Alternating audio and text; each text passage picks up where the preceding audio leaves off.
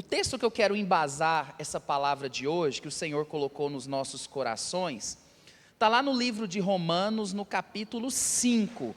Abre a sua Bíblia, nós estamos aqui na Sara Cardoso com o projeto, a campanha, traga a sua Bíblia de papel.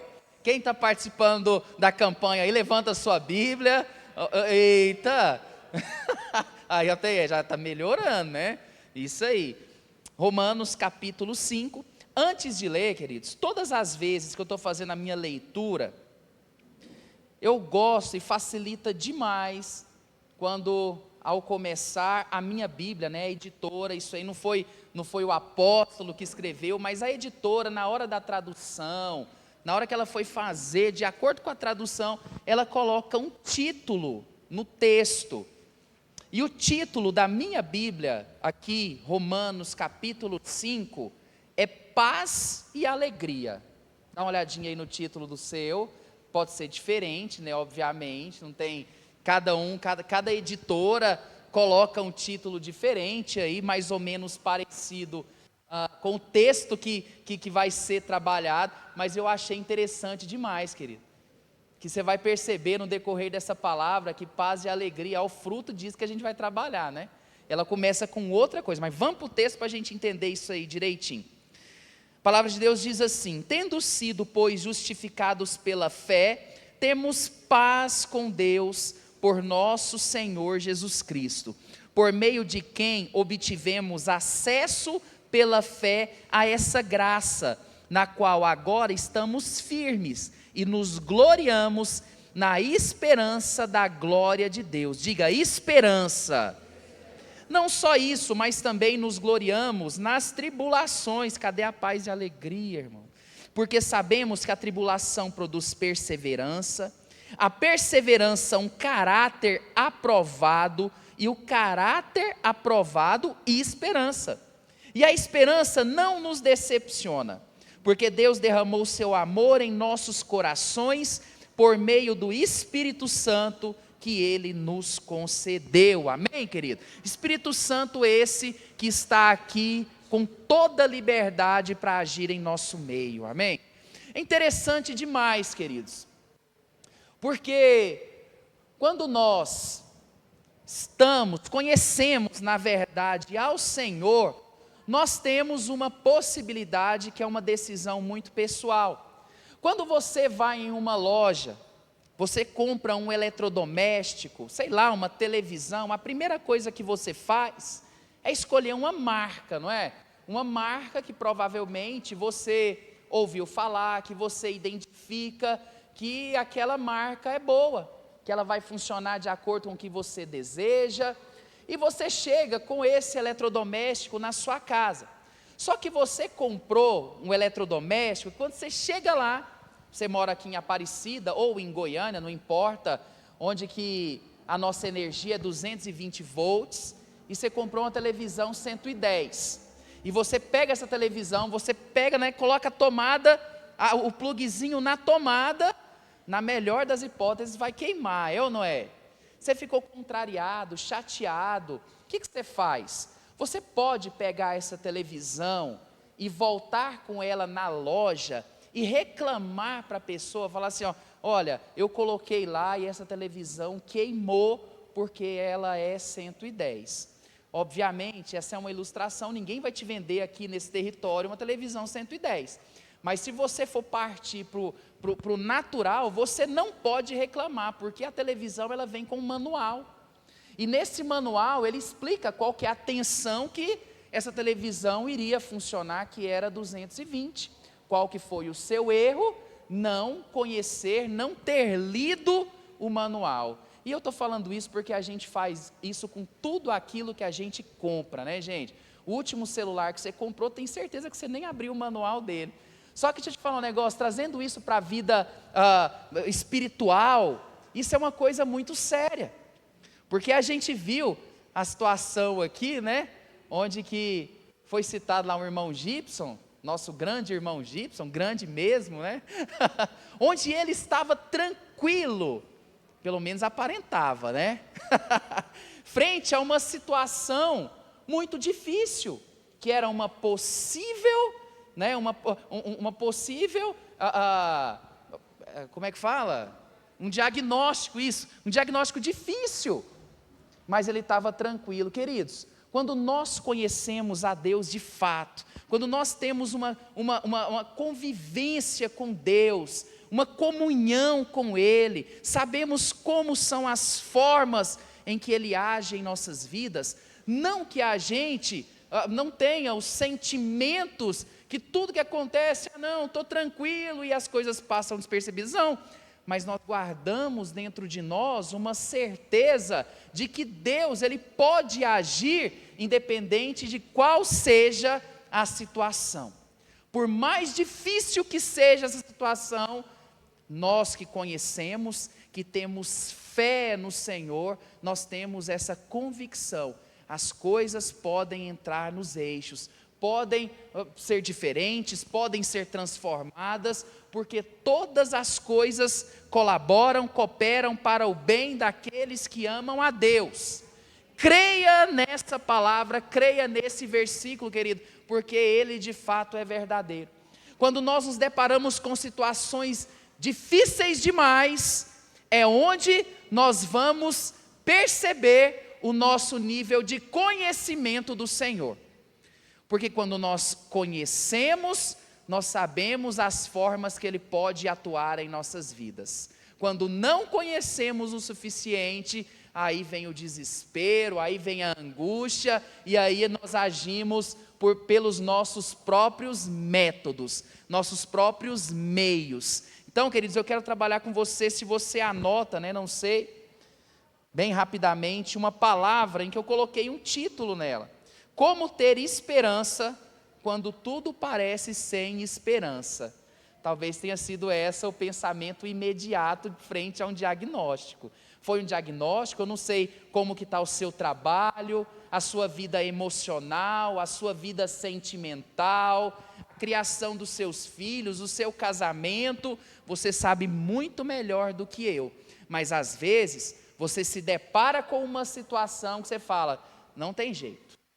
Agora já era, agora vai acabar, vai pipocar tudo. Não tem mais como resolver essa situação.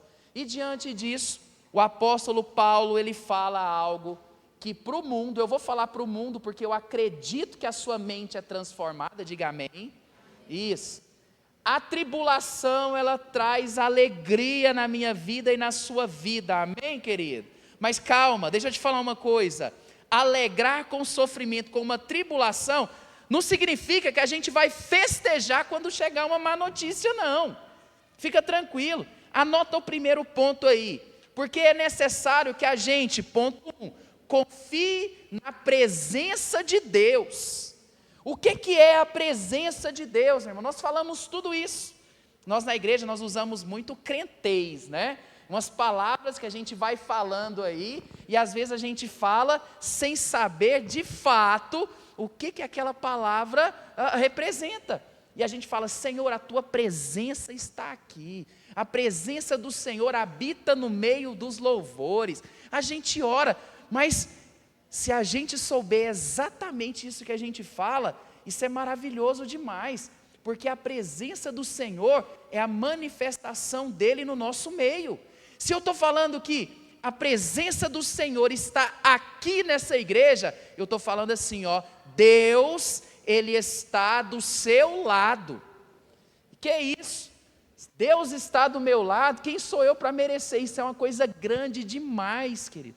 Então, quando nós estamos sem esperança, nós precisamos, o primeiro ponto, confiar na presença dEle. Ele está aqui, Ele está em nosso meio, e alegrar no meio da tribulação, é você ter a convicção, que essa situação, de uma forma ou de outra, ela serve para te exaltar, ela serve para te fazer crescer em algum momento. Querido, Deus, Ele está fazendo de acordo, quando vem uma tribulação, uma situação difícil, Ele está produzindo em você uma obra redentora.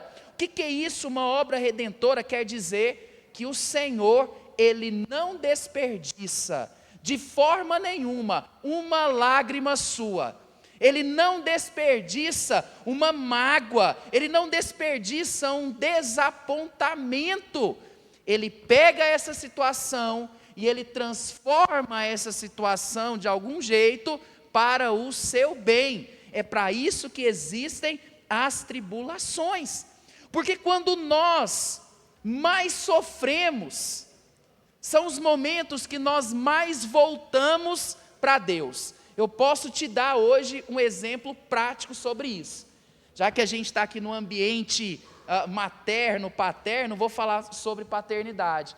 A minha parte ainda é ter os meus filhos do meu lado. Eles são pequenininhos ainda, para onde eu vou, eles vão, é tranquilo demais. Eu confio, acredito que Deus está guardando a vida deles e tudo mais, e beleza.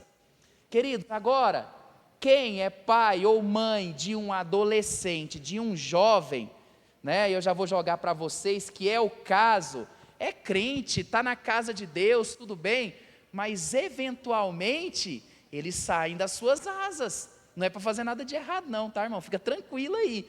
Mas eles vão, hoje, por exemplo, a gente fez a macrocélula, macrofest, fomos para um outro lugar durante o dia, mas tinham muitos adolescentes que os pais não estavam lá. Aí a minha cabeça já dá aquela, né, eu que estou ali, estou o tempo inteiro olhando na piscina e tudo, aí o pai está lá, nossa, meu filho está, é um ambiente onde tem piscina, não sei o que está acontecendo, ou então vai para a casa do amigo depois da arena jovem, né, fazer uma festa e tudo mais, e dá 10 horas, dá 11 horas, e está todo mundo lá festejando, na presença do Espírito, mas o pai e a mãe estão lá em casa sem saber exatamente o que está acontecendo. No momento desse, o que faz, queridos? Vai colocar o joelhão no chão, Deus guarda, Deus protege em nome de Jesus, é ou não é, gente? E vira aquela coisa, ou seja, muitas vezes, nós quando estamos com tudo debaixo do nosso controle, a gente ora um pouquinho menos, mas quando aquela situação, ela começa a sair um pouquinho do controle, que você vê que você não consegue mais pegar, não está mais palpável as suas mãos, aí que a gente passa a fazer, meu irmão, aí a gente coloca tudo na mão de Deus, Deus está no seu controle, saiu do meu controle, agora está no seu, agora cuida, agora guarda. Então são momentos como esses, queridos, que Deus Ele usa, para que a gente possa nos voltar mais a eles. Lá no Salmos 23, que nós gostamos demais de ler, né? Davi, ele descreve em um momento que ele não teme, Salmos 23, 4, projeta aí para mim, por favor. Ele não teme, por que ele não teme? Mesmo em meio a uma situação muito difícil, mesmo quando eu andar por um vale de trevas e morte, não temerei perigo algum, pois tu estás comigo. Davi não temia, porque Deus estava com ele. Aí olha só, querido, vale, sombra, morte, você concorda comigo que para existir sombra é preciso que exista luz? A luz não te abandona, querido, o Senhor não te abandona no momento da sombra da morte, Ele está com você, mesmo que por vezes você olha e fala, meu Deus, me tira disso o mais rápido possível. Às vezes a gente questiona, Deus me abandonou, Ele não está comigo. Querido, é um momento em que Ele está trabalhando na sua vida, é um momento em que Ele está trabalhando no seu caráter, para que aquela situação te faça crescer em alguma área. As coisas elas vão cooperar para o seu bem, vírgula, se de fato você amar a Deus. Porque se você ama a Deus, você confia em Deus, você passa a não fazer da sua forma, mas você passa a buscar a forma que Ele deseja, a forma que Ele quer.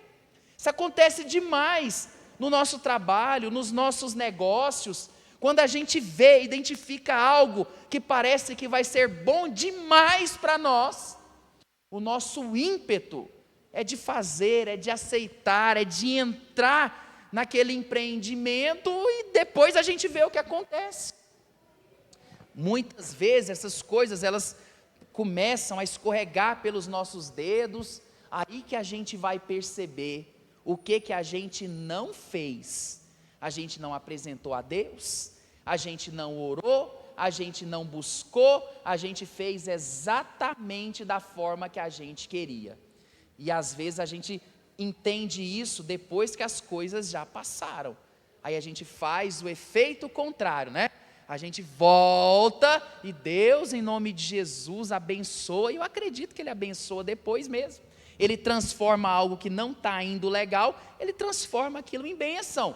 Mas poderia ter sido uma situação mais tranquila. Aquela situação desagradável aconteceu porque, de uma forma ou de outra, você apresentou aquilo a Deus, mesmo que tenha sido de forma tardia. Então, queridos, nós precisamos o tempo inteiro lembrar de confiar na presença de Deus. Amém ou não, queridos? Nós não podemos determinar o amor de Deus com base em circunstâncias boas ou ruins. Sabe onde que nós determinamos o amor de Deus para conosco? Quando Ele entregou Jesus lá naquela cruz.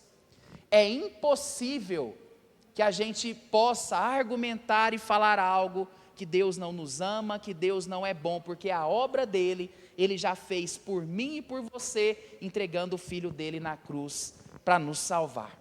Quando Ele fez isso, Ele mostrou a bondade dele para conosco. Então, número 1, queridos, confie na presença de Deus. Fala isso para a pessoa do seu lado, confie na presença de Deus. Aleluia. Ponto 2, confie na provisão de Deus. Lá em 2 Coríntios, no capítulo 12, versículo 7, Paulo, ele fala algo interessante. Ele revela que ele sofreu ou sofria de um espinho na carne. Por que Deus fez isso? Para tirar de Paulo, para evitar que ele se tornasse uma pessoa orgulhosa. Porque Deus colocou Paulo, permitiu que ele chegasse em instâncias celestiais, que em dado momento ele falou, né? Ele escreveu, tem coisa que eu não posso nem falar agora, vai ser revelado em algum momento para vocês. Então Deus leva Paulo em lugares muito grandes, muito altos, só que Ele deixa sempre uma pontinha em Paulo, e Ele fala que isso foi um espinho na carne. Que espinho é esse? Não sei, querido. Você pergunta para Ele quando você chegar lá no céu do lado dele, viu? Porque Ele não revelou. Tem gente que fala um monte de coisa, né? Mas eu não vou falar nada porque eu não sei. Mas esse espinho era onde que Deus ainda segurava Paulo, porque isso fazia com que ele tivesse assim, olha, eu estou aqui, ainda é o meu poder que ainda está atuando em você. Esse espinho aqui é para te segurar, meu irmão. Não fica orgulhoso não, porque você está em minhas mãos. Era como se Deus falasse dessa forma para ele. E outra, espinho fala de algum tipo de fraqueza. Era uma fraqueza. Você olhando aí, você pode pensar, não, eu tenho um espinho, algo que me deixa triste, me deixa enfraquecido. Aí Paulo traz mais um conceito, e esse conceito é maravilhoso demais. O poder de Deus, ele se aperfeiçoa, ou ele atua na nossa fraqueza, porque quando nós estamos fracos, é aí que nós estamos fortes. É o momento da busca, é o momento da fé. Querido, deixa eu te falar um negócio, na hora que o espinho aperta, não tem esse, meu irmão, ele se enche de fé, ele se enche de vontade de orar, de jejuar, de buscar a Deus. A gente que ainda tem conhecidos, né, amigos, parentes, que não são crentes, muitas vezes isso acontece direto, quando a gente chega em alguma reunião familiar, o ambiente muda, né, onde as pessoas não são crentes, e chegam crentes, não sei se acontece com você, se já aconteceu, querido, o ambiente muda, nós nos sentimos até incomodados, incomodando os outros, né? Mas deixa eu te falar, essas mesmas pessoas que se sentem incomodadas, muitas vezes apontam, muitas vezes falam da gente, seja lá o que for, no momento da dificuldade, nós somos as primeiras pessoas a receberem uma ligação deles também, porque é o momento da dificuldade.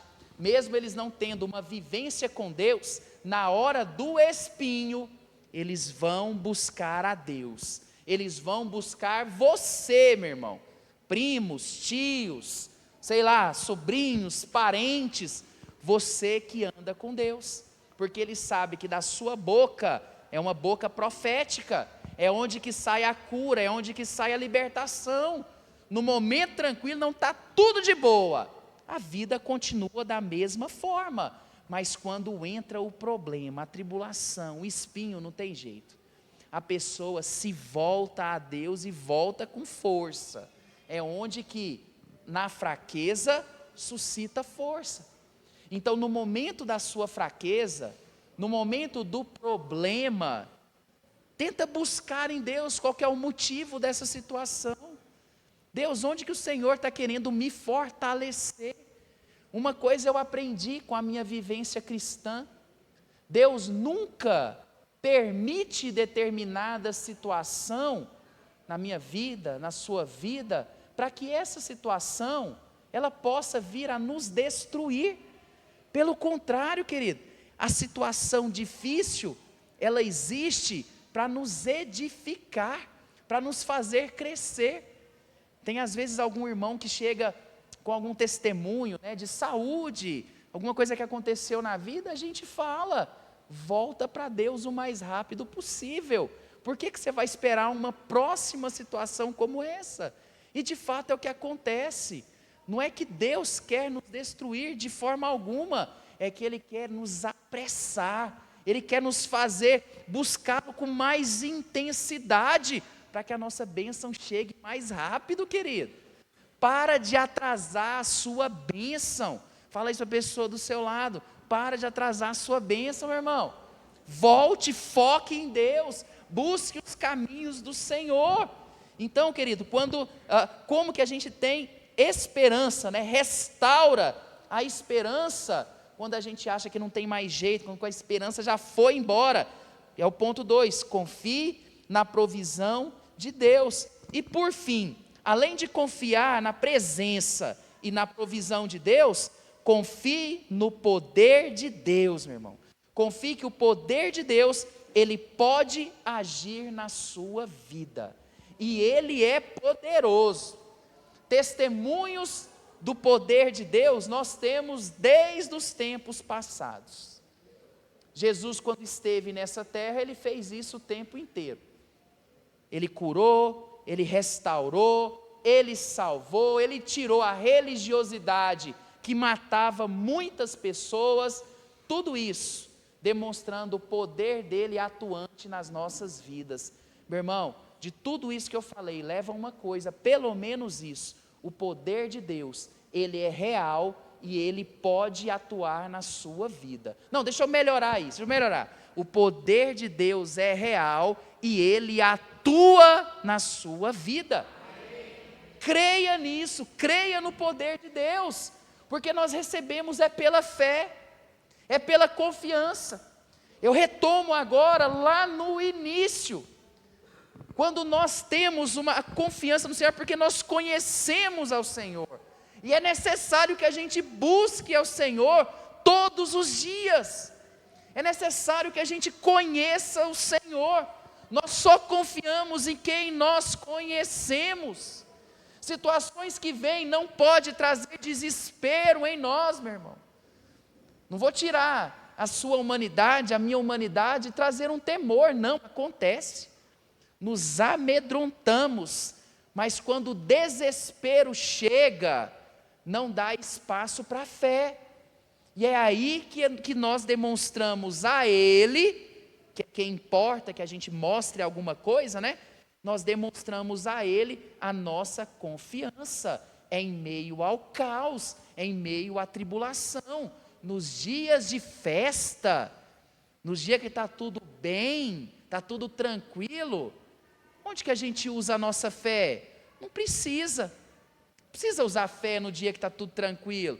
A gente toca a nossa vida, mas no dia que as coisas começam a sair do nosso controle, meu irmão, aí sim, aí nós precisamos entrar em Deus e confiar de fato no poder dEle.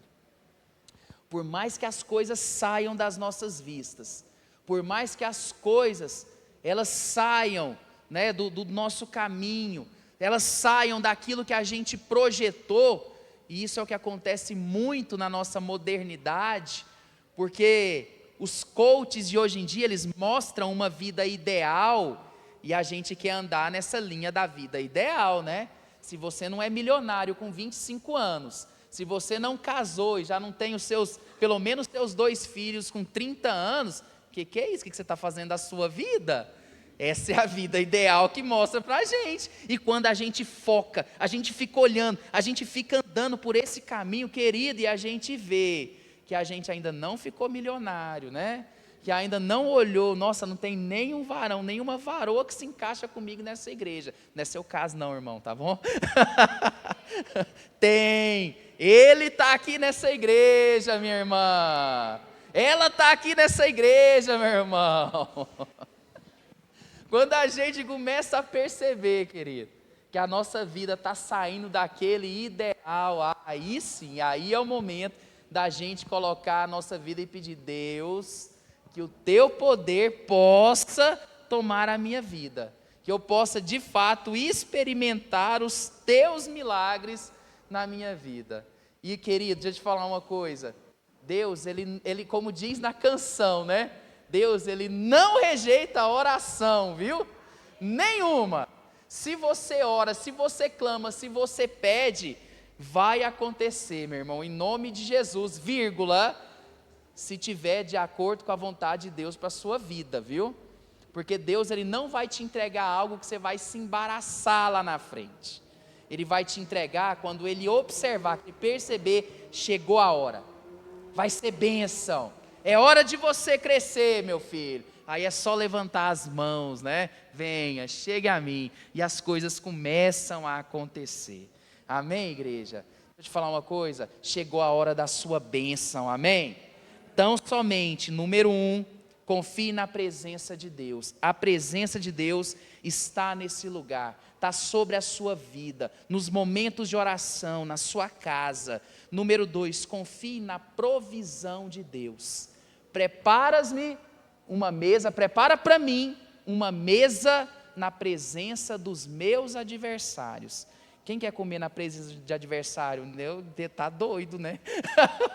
Adversário não quer perto não, mas mesmo que seja um momento onde que seus adversários estejam perto, a provisão, a mesa do Senhor, querido, vai estar preparada para você. Não vai faltar, não vai ter escassez. Então confie na provisão do Senhor. E número 3, né? E o final, confie no poder de Deus. Em nome de Jesus, em momentos onde que a esperança começa a sair, começa a ir embora, querido, é hora de você trilhar esse caminho. É hora de você orar. Tua presença está aqui. Creia com convicção. A tua provisão me abastece, a tua presença, Senhor, já é a minha provisão, e o seu poder, Senhor, está aqui, e vai operar na minha vida, em nome de Jesus, amém, queridos? Glória a Deus. Quantos confiam na presença, na provisão e no poder de Deus, amém?